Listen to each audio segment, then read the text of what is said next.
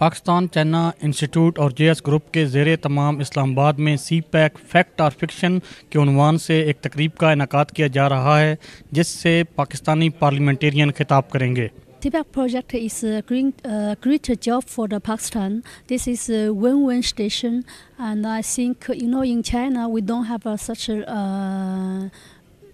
young people, because during the Chinese we only every family alone have one child, and Pakistan have a lot of labor, and China we have technology, good marketing, and economics, but we need labor, and Pakistan labor need a job. This is a win-win station. Bakching Doski Zanaba, Bakching Doski Zanaba. اس وقت ہم بات کریں گے پاکستان مسلم league نواز کے MNA Ramesh Kumar صاحب سے. ان سے پوچھیں گے کہ سی پیک جو کہ گیم چینجر کے طور پہ سامنے آیا ہے، اس کا خطے میں تجارتی طور پہ کتنا اثر پڑے گا؟ دیکھیں، میں سمجھتا ہوں یہ بہت ہی اچھی خوش آئندہ بات ہے. پاکستان سے یہ کافی عرصے سے یہ چل رہا تھا، سی پیک کے حوالے سے یہ ایشو چل رہا تھا، مگر میاں محمد نواز شریف نے انیشیٹو لیا اور جو بھی اعتراضات تھے یا جو کنسنٹ تھے دوسرے اپوزیشن ملکوں کے، جو نہیں چاہتے تھے کہ پاکستان ایک جو ہے وہ ڈیولپ ہو، اور جو نہیں چاہتے تھے کہ چائنا جو سپر پاور کی طرف بڑھ رہا ہے وہ اس طریقے سے بڑھے، مگر ان سارے ایشوز کے بعد میاں صاحب نے یہ ڈیسیشن لیا اور سی پیک کا یہاں پہ شروعات ہوئی. اور آج ایسے سیمینار ہونا، اس کی لینگویج کو پروموٹ کرنا، میں سمجھتا ہوں یہ بہت خوش آئندہ بات ہے. اور یہ ایک وقت آئے گا جو آج یہ ڈسکس بھی کیا گیا کہ 2025 میں پاکستان ایک ایمرجنگ ہوگا، مگر چائنا جو ہے وہ بھی سپر پاور کی طرف جا رہا ہے. جیسے میں نے آپ کو بتایا کہ میں آرٹیکل زیادہ تر پڑھتا ہوں، نیو یارک ٹائمز جب بھی دیکھتا ہوں تو وہاں پہ ہمیشہ چائنا کا ہی ذکر ہوتا ہے، کسی نہ کسی طریقے سے چائنا کو ہی کرٹیسائز کیا جاتا ہے.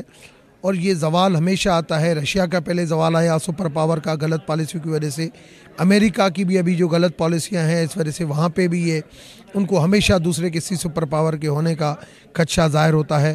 اور اب چائنا جس طریقے سے بڑھ رہا ہے، میں سمجھتا ہوں چائنا بھی سپر پاور ہوگا، اور چائنا کی ہیلپ سے پاکستان بھی جو ہے وہ بہت ہی ایشین ٹائیگر بنے گا. بھارت جو سی پیک کے حوالے سے کافی پروپیگنڈا کر رہا ہے، عالمی سطح پر اس کو انکاؤنٹر کرنے کے لیے ہمیں کس پالیسی کی ضرورت ہے؟ میں سمجھتا ہوں دیر از ول دیر از اے وے. ہمیں اپنے رائٹ ٹریک کے اوپر چلنا چاہیے، ہمیں اپنے ملک کے فیور میں سوچنا چاہیے. ہمارے جو پڑوسی ملک ہیں، بھارت تو پھر بھی ہمارا ایک ہم کہتے ہیں کہ دشمن کہنا نہیں چاہیے، مگر دشمنی ہی لگی ہوئی ہے روزانہ لائن آف کنٹرول پہ اوپر. مگر افغانستان جس کے لیے ہم نے اتنی قربانیاں دی ہیں، جو افغانستان سے رشین فورس ہی اگر ہماری وجہ سے واپس گئی ہو، افغانستان کے پناہ گزین آج تک ہمارے ملک کے اندر وہ بھی ہمیں اپنا نہیں سمجھتا، وہ بھی ان چیزوں سے جو ہے وہ خوش نہیں ہے. تو ہمیں دوسروں کو چھوڑ کے اپنے کام اپنے صحیح ٹریک کے اوپر چلنا چاہیے.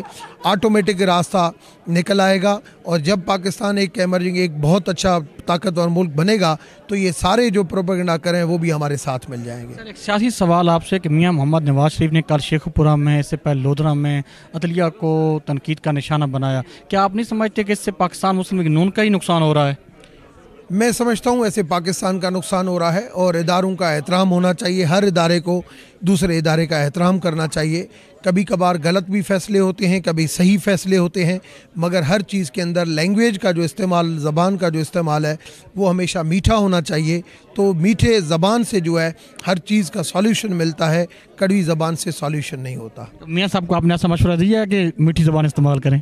میاں صاحب ایک پاپولر لیڈر ہیں، اور ہمارے قائد ہیں، ہم ان کے فالوور ہیں، اور میں سمجھتا ہوں کہ ان کے ساتھ جو بھی زیادتی ہوئی ہے، مگر صبر اور تحمل کا پھل میٹھا ہوتا ہے، خدا اس کے ساتھ ہوتا ہے. بہت شکریہ سر. اس وقت ہمارے ساتھ موجود ہیں پاکستان مسلم لیگ نون کے رہنما سینٹر مشاہد حسین سید صاحب.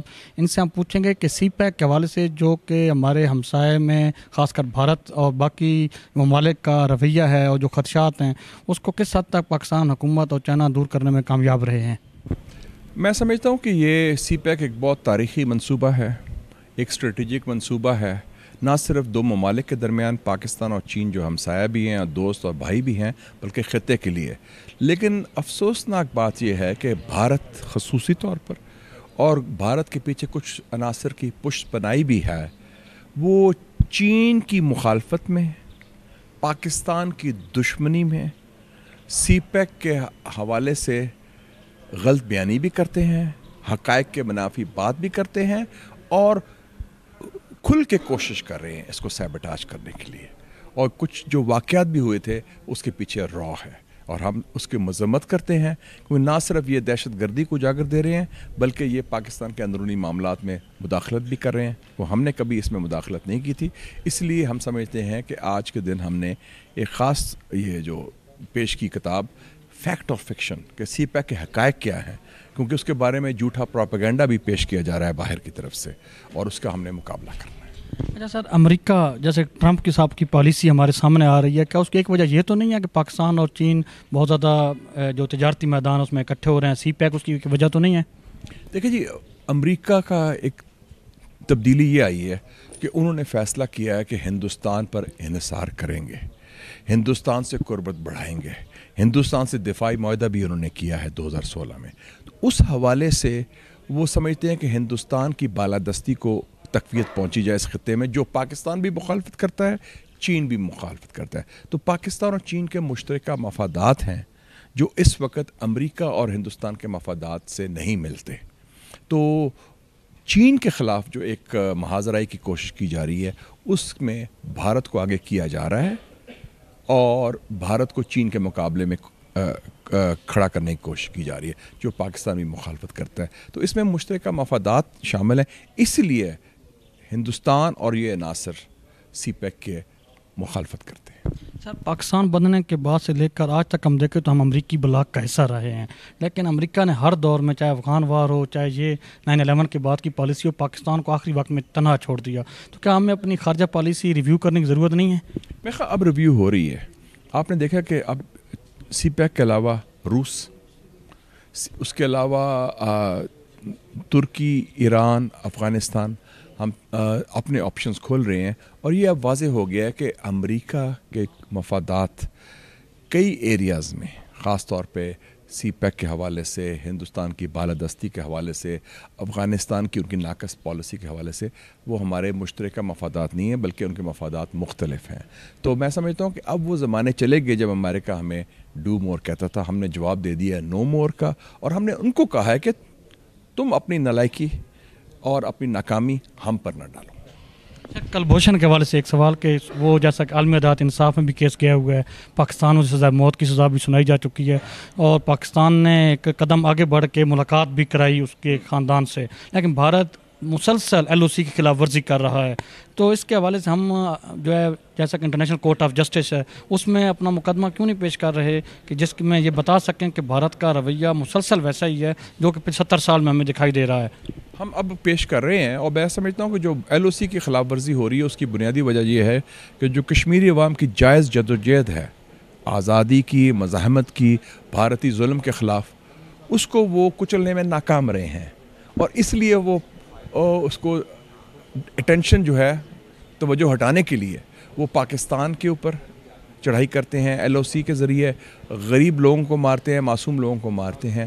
تو میں سمجھتا ہوں کہ یہ ہندوستان کی جو کشمیر پالیسی کی ناکامی ہے وہ ان کی جارحیت کی بنیاد ہے. اس کے علاوہ جو پاکستان کے ساتھ ان کا جو بغض کہہ لیں یا ویر کہہ لیں وہ بھی ہے.